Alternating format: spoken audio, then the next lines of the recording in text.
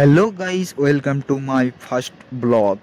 আজকে আমার লাইফের প্রথম ব্লগ এবং আমার লাইফের গুরুত্বপূর্ণ বিষয়গুলো আপনাদের সাথে শেয়ার করব। অবশ্যই আপনারা পাশে থাকবেন। আজ থেকে আমার লাইফের প্রথম ব্লগ। আমি এখন বিলং করছি ব্যাঙ্গালোরে শারজাপুরা থেকে। আজ থেকে কন্টিনিউ ব্লগ আপলোড হবে, অবশ্যই আপনারা পাশে